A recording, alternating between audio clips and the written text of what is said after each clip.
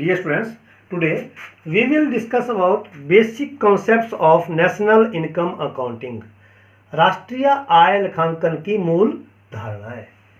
राष्ट्रीय आय लेखांकन की मूल धारणा है एक देश की घरेलू सीमा, नंबर 2 एक देश के सामान्य निवासी, नंबर 3 घरेलू एवं राष्ट्रीय धारणाएं, नंबर 4 सकल एवं शुद्ध धारणाएं और नंबर 5 बाजार कीमत एवं साधन लागत धारणाएं।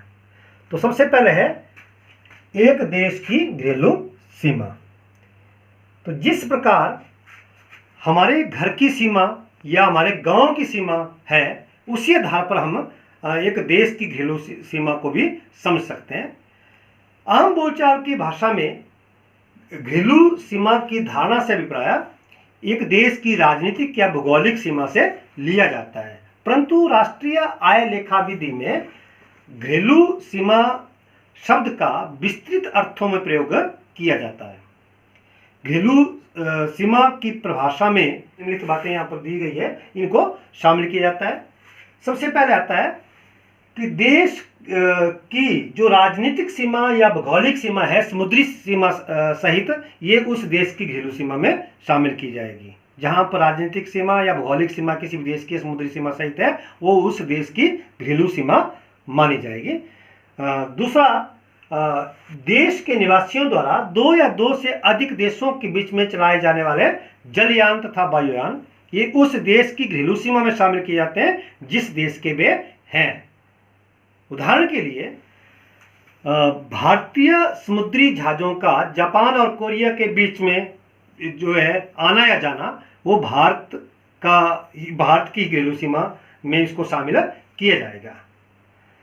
अथवा एयर इंडिया द्वारा इंग्लैंड व कनाडा के बीच में यात्री जो वायुयान है, इनको चलाया जाना, ये भी भारत की घरेलू सीमा का ही अंग है। इसको भी भारत की घरेलू सीमा में ही शामिल किया जाएगा। अगला है मछली पकड़ने की नौकाएं, तेल व प्राकृतिक गैस यान, तैरते हुए प्लेटफॉर्म जो अंतर्राष्ट्रीय जल सीमा या उस सीमा में देश के निवासियों द्वारा चलाए जाते हैं जहां पर उन्हें अधिकार है, ये उस देश की घरेलू सीमा में शामिल किए जाते हैं जिस देश के निवासियों को इनको चलाए जाने का अधिकार है। उदाहरण के लिए भारतीय मछुआरों को मछली पकड़ने की नौकाओं को हिंद महासागर में चलाए जाने का जहां पर तक अधिकार है, जहां पर भी ये अपनी मछली पकड़ने की नौकाओं को चलाते हैं या चला सकते हैं, वो भारत की घरेलू सीमा का ही अंग माना जाएगा। अगला, विदेशों में स्थित दूतावास या वाणिज्य दूतावास, सैनिक प्रतिष्ठान, वैज्ञानिक जो है स्टेशन, सूचना एवं अप्रवास कार्यालय एवं सहायता एजेंसियां, ये भी उस देश की घरेलू सीमा में जो है इनको शामिल किया जाएगा जिस देश की वे हैं। उदाहरण के लिए अमेरिका में स्थित भारतीय दूतावास, वो भारत की घरेलू सीमा का अंग है, लेकिन भारत में स्थित अमेरिकी दूतावास वो भारत की घरेलू सीमा का अंग नहीं है, वो अमेरिका की घरेलू सीमा में इसको शामिल किया जाएगा।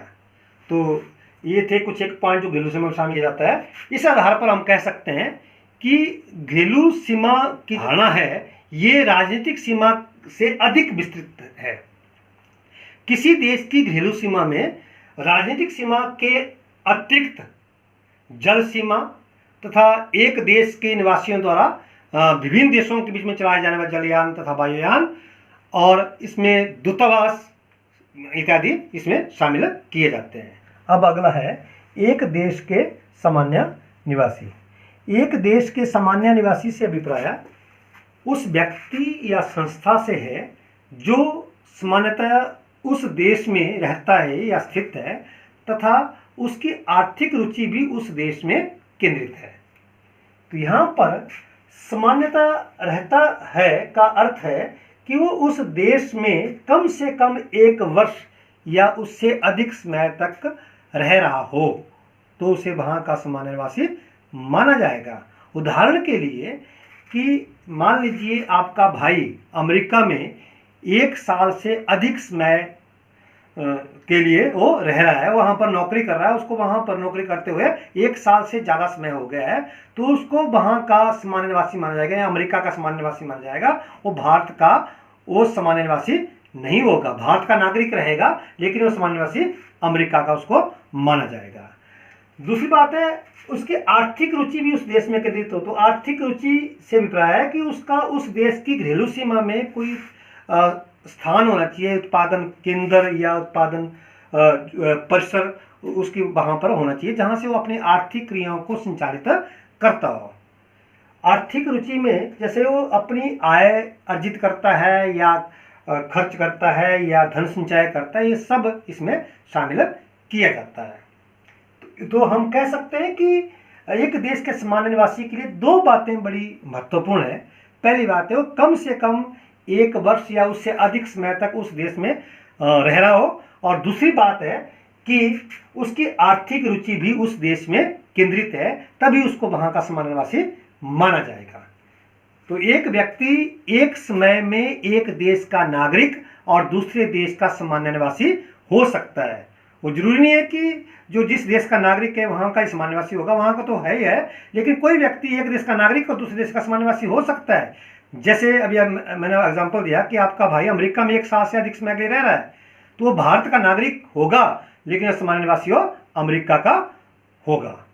दूसरी बात है इसमें ध्यान देने योग्य कि कुछ जो लोग हैं वो विदेशों में घूमने के लिए जाते हैं, या कोई अपना इलाज करवाने के लिए जाता है, कोई स्पोर्ट्स के लिए खेलने के लिए विदेशों में जाते हैं, या कोई पढ़ने के लिए विदेशों में जाते हैं, उनको वहाँ का सामान्य निवासी नहीं माना जाएगा, क्योंकि वो यहाँ कंडीशन वही है कि वो 1 वर्ष से अधिक समय तक वहाँ पर रहते हैं। और साथ में दूसरी बात ये होनी चाहिए कि वो उनकी आर्थिक रुचि भी उसमें केंद्रित हो, तो यहाँ पर वो नियम ये वही लागू होगा, इसलिए वो वहाँ के सामान्य निवासी नहीं माने जाएंगे।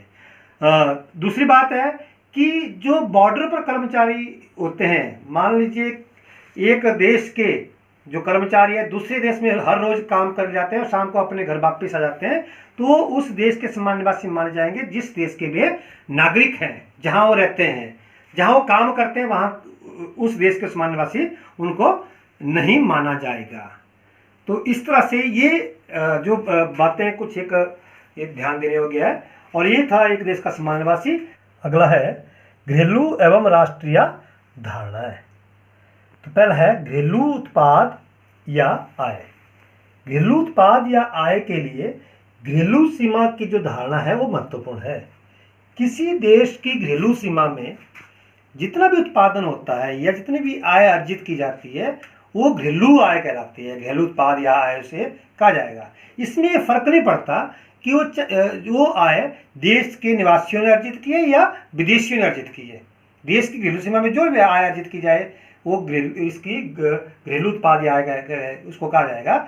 उसमें कोई फर्क नहीं पड़ेगा कि वो आय किसने अर्जित की है, चाहे वो देश के निवासियों ने की है या विदेशियों ने अर्जित की है, वो घरेलू उत्पाद या आय कहलाएगी। दूसरा है राष्ट्रीय उत्पाद या आय। राष्ट्रीय उत्पाद या आय के लिए जो सामान्य निवासी की जो धारणा है, सामान्य निवासी की धारणा है वो महत्वपूर्ण है। एक देश के जो सामान्य निवासियों के द्वारा जो भी आय अर्जित की जाती है वो राष्ट्रीय आय कहलाती है। इसमें कोई फर्क नहीं पड़ता कि वो आय देश की घरेलू सीमा में अर्जित कर रहे हैं या विदेशों में अर्जित कर रहे हैं। सामान्य निवासियों द्वारा जो भी आय अर्जित की जा रही है वो राष्ट्रीय आय से कहा जाएगा। तो इसको हम इस सूत्र के द्वारा समझते हैं। पहला है इसमें घरेलू उत्पाद या आय को हम ज्ञात करते हैं। राष्ट्रीय उत्पाद या आय में से विदेशों से शुद्ध साधन आय को यहाँ पर घटाया जाता है, तो घरेलू उत्पाद या आय ज्ञात की जाती है। दूसरा, राष्ट्रीय उत्पाद या आय को ज्ञात करने के लिए हम क्या करते हैं, घरेलू उत्पाद या आय में विदेशों से शुद्ध साधन आय को जोड़ देते हैं, तो राष्ट्रीय उत्पाद या आय ज्ञात की जाती है। तो इस सूत्र को आप ध्यान से देखिए। घरेलू उत्पाद या आय बराबर है राष्ट्रीय उत्पाद या आय माइनस विदेशों से शुद्ध साधन आय। और दूसरा है राष्ट्रीय उत्पाद या आय बराबर है घरेलू उत्पाद या आय प्लस विदेशों से शुद्ध साधन आय। तो इस तरह से हम एक दूसरे से इनको हम ज्ञात कर सकते हैं। तो यहाँ पर एक जो इम्पोर्टेंट यहाँ पर आ रहा है, विदेशों से शुद्ध साधनाएं क्या होती है, ये हमें पता होना चाहिए। तो किसी भी देश के निवासियों द्वारा विदेशों में जो साधन आय प्राप्त की जाती है और विदेशियों द्वारा उस देश में जो साधन आय प्राप्त की जाती है, उसके अंतर को विदेशों से शुद्ध साधन आय कहा जाता है। उदाहरण के लिए भारत के निवासी विदेशों में जाके जो है 1000 करोड़ रुपए की आय अर्जित करते हैं, जितनी भी आय अर्जित कर रहे हो, और विदेशी हमारे देश में आके यहाँ पर 800 करोड़ रुपए की आय अर्जित कर रहे हैं, तो इसका जो डिफरेंस आएगा वो 200 करोड़ है। तो इसे हम विदेशों से शुद्ध साधन आय कहेंगे। तो ये था हमारा जो है घरेलू एवं राष्ट्रीय धारणाएं। अगला है सकल एवं शुद्ध धारणाएं। तो यहाँ पर सकल उत्पाद और शुद्ध उत्पाद क्या है, इसको हम समझेंगे। तो पहला है सकल उत्पाद।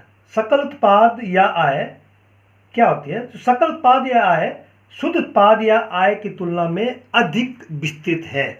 सकल उत्पाद या आय में जो स्थायी पूंजी का भोग या घिसावट या मूल्यह्रास जो है ये शामिल होता है, और शुद्ध उत्पाद या आय में स्थायी पूंजी का भोग या घिसावट या मूल्यह्रास जिसमें है ये शामिल नहीं होता।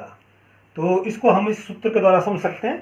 पहला है सकल उत्पाद या आय बराबर है शुद्ध उत्पाद या आय जमा मूल्यह्रास या घिसावट या स्थायी पूंजी का उपभोग। यानी कि शुद्ध उत्पाद या आय में हम घिसावट को जोड़ देते हैं तो सकल उत्पाद या आय ज्ञात हो जाती है। दूसरा है शुद्ध उत्पाद या आय बराबर है सकल उत्पाद या आय माइनस इसमें घिसावट या मूल्यह्रास या स्थायी पूंजी का उपभोग। अर्थात सकल उत्पाद या आय में से अगर हम जो घिसावट को घटा देते हैं तो शुद्ध उत्पाद या आय ज्ञात होती है। इसको हम एक दूसरे से हम ज्ञात कर सकते हैं। यहाँ पर इंपॉर्टेंट आ रहा है, यहाँ पर जो है मूल्यह्रास या स्थायी पूंजी का भोग या घिसावट किसे कहते हैं? उत्पादन प्रक्रिया के दौरान, अगर अर्थव्यवस्था में जितना भी उत्पादन होता है, उत्पादन प्रक्रिया के दौरान सामान्य टूट फूट या आकस्मिक हानि या अप्रचलन के कारण तो क्या होता है, वस्तुओं के मूल्य में कमी आ जाती है, और इसे ही जो है स्थायी पूंजी का भोग या मूल्यह्रास या जो है घिसावट कहा जाता है। तो ये था हमारा जो कॉन्सेप्ट है सकल एवं शुद्ध धारणाएं। अगला है बाजार कीमत एवं साधन लागत की धारणा है। तो बाजार कीमत की जो धारणा है वो व्यय दृष्टिकोण की धारणा है। जब हम किसी वस्तु या सेवा को खरीदने के लिए बाजार में जो भी कीमत अदा करते हैं वो बाजार कीमत की धारणा है। दूसरा साधन लागत की जो धारणा है वो आय दृष्टिकोण की धारणा है। उत्पादन के साधनों के स्वामियों को मजदूरी, लगान, ब्याज और लाभ के रूप में जो भी आय प्राप्त होती है वो साधन लागत में उसको शामिल किया जाता है। तो इसको ज्ञात करने के लिए हम इस सूत्र का प्रयोग कर सकते हैं। बाजार कीमत पर उत्पाद या आय को हम जब ज्ञात करेंगे तो साधन लागत पर उत्पाद या आय में शुद्ध अप्रत्यक्ष कर को इसमें जोड़ा जाता है। यदि हम साधन लागत पर उत्पाद या आय में शुद्ध अप्रत्यक्ष कर को जोड़ते हैं तो बाजार कीमत पर उत्पाद या आय ज्ञात हो जाएगा। दूसरा, साधन लागत पर उत्पाद या आय को ज्ञात करने के लिए हम क्या करते हैं, बाजार कीमत पर उत्पाद या आय में से शुद्ध अप्रत्यक्ष कर को घटाते हैं। यानी कि बाजार कीमत पर उत्पाद या आय में से शुद्ध अप्रत्यक्ष कर को घटाते हैं तो हमारे पास साधन लागत पर उत्पाद या आय ज्ञात हो जाएगा। तो यहाँ पर इंपॉर्टेंट आ रहा है शुद्ध अप्रत्यक्ष कर। ये क्या होता है? शुद्ध अप्रत्यक्ष कर को हम ज्ञात करने के लिए हम क्या करते हैं, अप्रत्यक्ष कर में से आर्थिक सहायता को घटाते हैं। शुद्ध अप्रत्यक्ष कर और आर्थिक सहायता का अंतर है। तो यहाँ पर इसको इस तरह से समझ सकते हैं आप, बाजार कीमत में अप्रत्यक्ष कर शामिल होते हैं, आर्थिक सहायता शामिल नहीं होती, और साधन लागत में जो है आर्थिक सहायता शामिल होती है, लेकिन अप्रत्यक्ष जो कर है वो शामिल नहीं होते। तो ये था बाजार कीमत एवं साधन लागत की धारणा है। तो इस तरह से ये जो आज के जो कॉन्सेप्ट हैं राष्ट्रीय आय लेखांकन की मूल धारणा है, ये हमने यहाँ पर समझा। तो ये जो कॉन्सेप्ट है ये आपको आज समझ आया होगा। ये बड़ा इम्पोर्टेंट जो कॉन्सेप्ट हमने पढ़े, ये अगर आपको समझ आ गए होंगे, जब तक ये समझ नहीं आएंगे तब तक आप अगले जो कॉन्सेप्ट है राष्ट्रीय आय से संबंधित धारणा है, जो भी आगे आप समझेंगे, जीडीपी है या जीएनपी है, उनके बारे में आप नहीं जान पाएंगे जब तक आप ये कॉन्सेप्ट आपके लिए क्लियर ना हो। तो इस जो कॉन्सेप्ट को ध्यान से समझिए और इसकी प्रैक्टिस कीजिए। धन्यवाद।